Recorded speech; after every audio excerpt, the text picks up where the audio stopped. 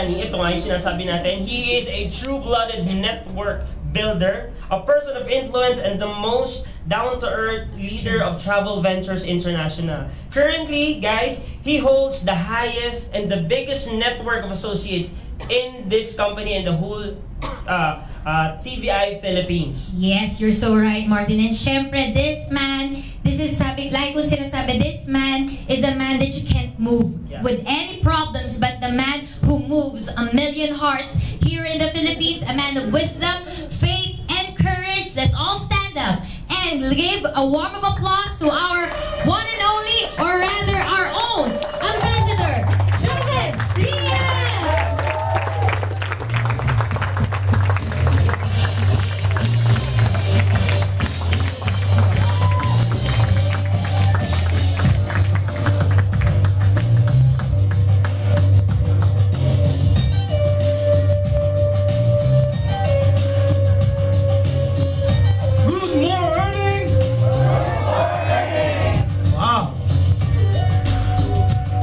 Nag-uusap-usap kami ng mga leaders doon. Akala namin hindi mapupuno yung room eh. Kasi long weekend. Tapos meron pang pa-baby wave day ngayon. Tapos anniversary daw ng Showtime. Hey. Masaklap, di naman sila kikita doon, no? Hey. Wow, excited po ako kasi again, we are seeing new faces as well as the old faces. Congratulations, nandito pa rin kayo. Okay? Sino po yung mga first time na makikita po ako? First time. Wow! Kilala mo yung mga first time, ganyan lang magtas ng kamay. Palakpakan po natin sila lahat. So, konting testimony lang na mabilis para po sa mga first timer, para at least alam po nila kung paano umaandar yung business and sino yung mga leaders na kinabibilangan po ng organization ito. My name is Joven Diaz. Sabi po na magaling nating na host, I am a mechanical engineer by background, pero hindi ko na po siya pinapractice. So, I came to know this company nung panahong wala pa po siyang pinatutunayan.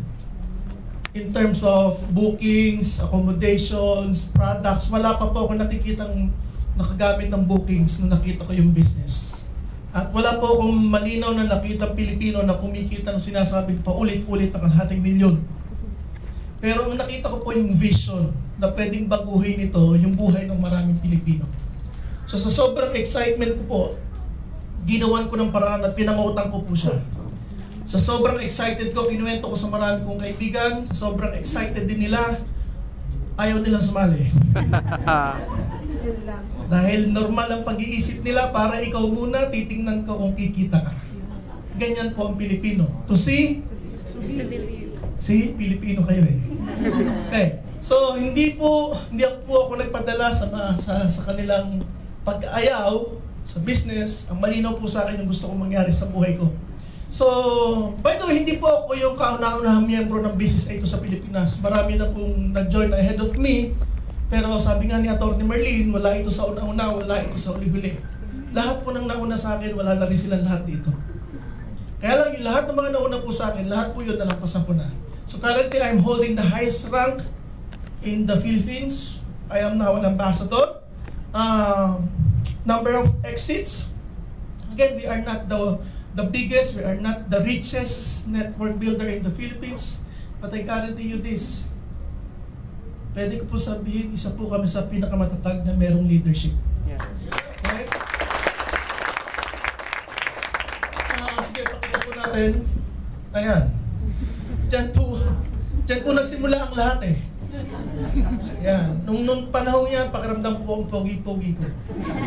Ako po ay batang taga-baryo. Literal po, alam ko po ang salitang kahirapan. Ang lasa at pakiramdam, alam ko yan. Yung katabi ko po ay girlfriend ko noon, na ngayon po ay may bahay ko na. Ako po ay anak ng isang magbabalot sa Pampanga. Yung balot, yung itlog. Namatay yung tatay ko sa sakit na high blood. Alam nyo na kung bakit. Ang nanay ko po, labandera. Marami kami magkakapatid kahit sa walang kumikita sa pamilya. May nagpaaral lang po sa akin na tiyahin kong matandang dalaga, ordinaryong empleyado. Nagawa niya ako ng paraang makagraduate sa kahit pa paano maganda-gandang kolehiyo. I graduated from Letran, engineering po yung aking kurso. Dahil umaasa po sila, pag ako'y naging inhinyero daw, yayaman na kami. Diba ganyan po ang normal na pag-iisip ng tao? Naging engineer ako, hindi naman kami yumaman. Okay. So malaki po yung aking rason bakit ko po ginawa yung business na ito. Kahit wala akong klarong patunay. Why? Ito po yung lugar namin sa baryo. Okay? Para po may inspire po kayo. Sana, ito po yung bahay ng aming kapitbahay. At ito po yung bahay namin. Ang sitwasyon sa umaga, ayoko pong walang makalabas, literal, sa aming bakuran sa dami ng maniningil ng utang ng pamilya. Ayoko pong magpapapunta ng bisita sa bahay dahil nahihiya ako. Wala kaming maayos na lugar. Tingnan nyo po. Itutur ko po kayo. Ang dingding sa taas, pinagtagpi-tagping plywood. Sa ilalim po sementadong hindi makinis. Ito po yung main door na ang lock ay kapirasong kahoy na parang LZ. Pag pumasok ko po sa loob ng bahay, para kating nasa labas. Walang pinagkaiba sa dumi sa kalsada. Okay? Maya-maya po tinatanggal ng Meralco ang puntador. Dumating na kami sa puntong hindi na po puntador binaklas. Tanghaling tapat, hinila po ito ng Meralco. Kable na mismo. Sa tagal ng hindi nagbabayad, tinanggalan kami ng kable. Pinapanood kami ng kapitbahay. Masakit po sa amin. Wala na kaming maibenta pa. Yung tsahin kong nagpaaral sa akin, may natikang titulo ng bayat lupa. Napilitan po siyang isanla para makatawid buhay po kami. Dumating po yung kabayaran, naniningil na ang pinagsanlaan. Ang harap ng bahay namin, marami po makakapagpatunay dito. Nakarating na sila sa bahay namin. Ang harap ng bahay namin, barangay hall. Lagi po ako naiimbitahan ng barangay captain. Pinaghaharap ng maniningil. Isa lang ang aking script. Magbabayad po kami, sir, hindi ko lamang po alam kung kailan. Laging suntok sa buwan. Kinakabahan ako pag yung bisita, aambusin ako sa bahay na walang pasabi, hindi ako preparado. Ang appliances namin, walang maayos. Yung TV, isaksak mo, papaluin mo pang likod para magtao. Lalo ako nanginginig sa hiya pag yung bisita makikisiya. Kasi yung CR namin, dadasalan mo muna bago lumubog. Di ba na? Yung malakas tumawag, ganun din CR nila. Diba nakakahiya po yun? Pag umakit ka sa taas ng bahay, nakita nyo po, ang galing na nag-design. Isa lang ang nilagay ng bintana. Itong kalahati, kwarto ng kapatid ko. Ang kwarto naming mag-asawa, ang pintuan po, kurtina. Wala kang makikitang gamit. Meron doon kama, pinamana ng kamag-anak. Sobrang tagal man ang panahong ginagamit. Pag humiga ka, babangon ka ulit. Kasi naglabasan yung spring. Sa mahabang 30 taon po ng buhay namin, ganun po ang sitwasyon. Parang tinanggap ko nang ako ay pinanganak na mahirap, ang lolo at lola, nanay at tatay, mga tsuhin at tsahin, mga kamag-anak ay mahirap. Malamang-lamang kung hindi ko puputulin ang nakaugali ang tradisyon ng pamilya, mamamatay din ako mahirap. Nagbago lang po ang aking pananaw at nag-isip na lumaban sa buhay. Isang umaga, pag-gising ko yung aking anak, baby pa lang. Katabi ko, umiiyak. Bakit umiiyak? Nang pansinin ko ang braso, may gasgas. Bakit magkakaroon ng gasgas ang braso ng aking anak? Sa sobrang sikip po ng aming kwarto, kung ang labas po ng bahay ay may dingding na plywood, ang loob ng kabahayan, walang dingding, single wall. Yung nakalabas yung 2x2 na hindi makinis, may pako pang nakalawit. Ang sakit po ng dibdib ko bilang ama. Since then, binago ko po ang pananaw sa buhay ko. Anong ginawa ko? Sinubukan ko yung mga bagay na ayaw subukan ng marami. Ito yun. Pinaniwalaan ko yung mga bagay na pinagdududahan ng marami. Ito yun. Sa madaling salita po, I have exited from the Express Board. Express Board, wala na po yung 30,000. Ako lamang po, wala pa yung pamilya ko. 20 exits from the Express Board. Nung binigay ko yung unang kalahating milyon, napaiyak po ako sa sobrang tuwa. Napakarami po pala nun. Yung 10,000, daming-dami na po ako. Yung kalahating milyon, pag hindi ka napaiyak, ewan ko na. Binigay ko po na matinding trabaho, binigay yung pangalawa. Nagluluntag ako sa sobrang tuwa. Binigyan ko na matinding trabaho. Binigay sa akin ang pangatlo. Nagluluntag po ako sa sobrang tuwa, napapaiyak pa. Binigay pang-4, binigay pang-5. Ganun pa rin po ang pakiramdam. Pero I guarantee you this. Listen to me. Kung gagawin mo lamang po ng tama, within the system, yung business, yung igagarantiya ko po sa inyo na unang 5,250,000 lang nakikitain mo dito ang totoong nakaka-excite. Bakit? Yung pang-6, pang-7, pang-8, pang-10, 12, 15, 18, 20, at susunod pa. Alam niyo ang pakiramdam? Wala nang dating sa'yo. Sanay ka na. Parating kahirapan. Pag matagal ka nang naghihirap, wala na rin dating sa'yo. Sanay ka na eh. Tama? So far, biggest achievement ko na nakuha ko in doing this as a mission, binigyan niya po ako ng napakalaking regalo para sa aking pamilya. Nakabili po ako ng tinatawag na peace of mind. Kapayapaan ng isip at kalooban ng buo kong pamilya. Nakapagbayad po ako ng pagkarami naming utang ng aking angkan. Kaya aking pamilya nakakalabas na ng gate ng bahay. Nabalik na po ng miral ko ang kontador. Natubos ko po ang titulo ng bahay at lupa na matagal ang nakasanla. Nung inaabot yun sa tiyahin ko, nanginginig yung tiyahin ko at napaiyak. Hindi na daw niya inaasang mababawi pa. Sarap ng pakiramdam ko. Napagawan ko po na maliit na sa store yung kapatid ko para at least pantawid ko tuman lang. Pero talaga mabuti po yung Panginoon eh. Habang pinipilit mong baguhin yung buhay mo, nang damay ka pa ng kapwa mo, tatagdagan niya yung blessing. Tingnan po ninyo po yung kapitbahay at yung aming bahay. Ang layo ng itsura, ang layo ng pagitan. Pero po dahil sa business na ito na po siya ngayon.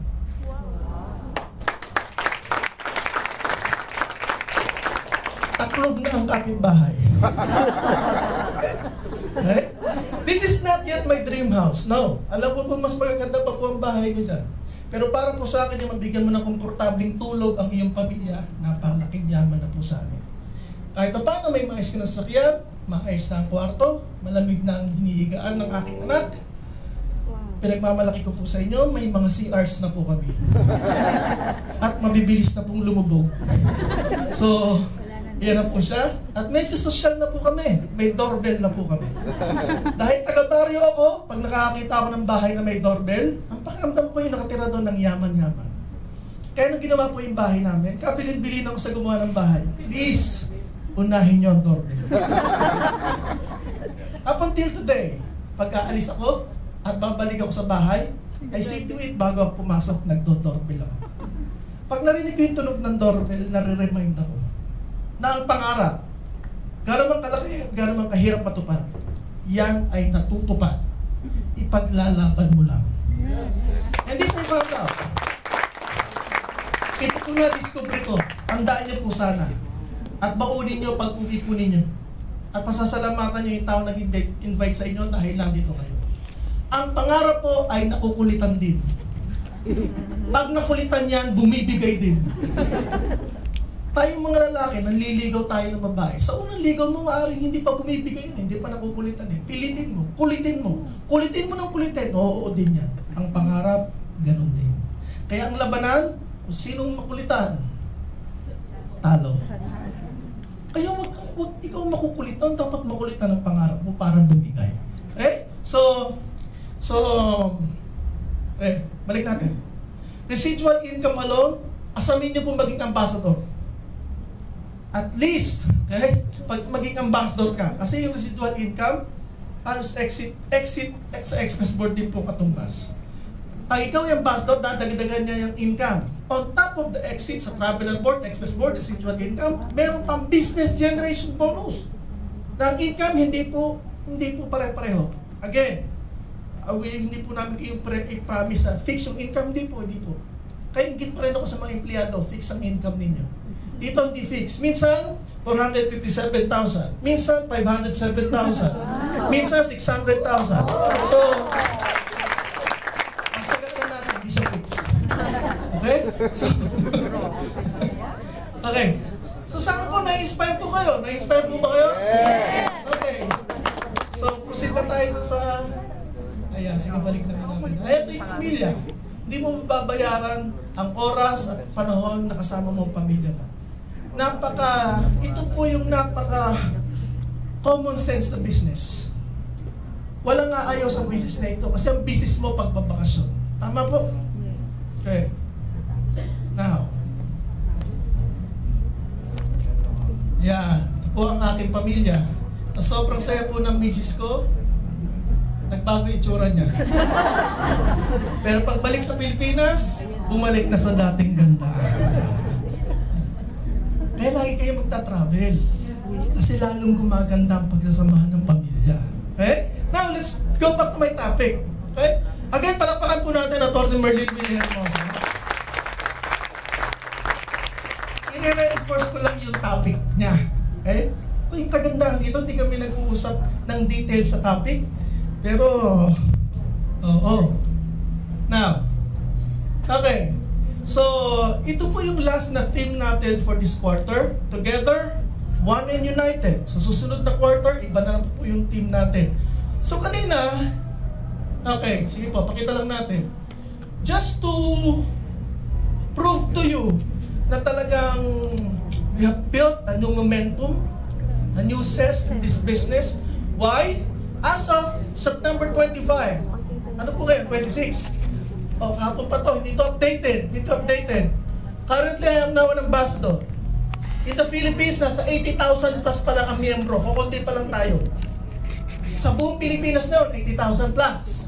But in my organization alone, I have now 77,000 plus. Nasaan na yung iba? Ewan ko na, hindi ko na alam, nasa sila. This month alone, 25 days, we have 2,290 transactions. 25 days. So that means to say, may momentum. Kaya pag nagpaiwan ka na, I'm sure yung mga leaders, you know your numbers. You know your own numbers. Ikaw na magsasabi sa sarili mo, man, kasi ito lang yung number namin Hindi lang pala kami ang malakas. May malakas pa.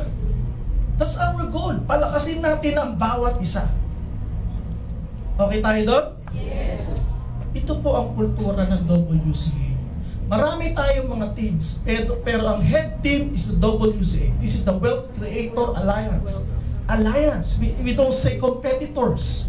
Alliance. Kakaiba po ang kulturang, galing po kayo sa iba't ibang network marketing company, iba po ang kultura namin dito.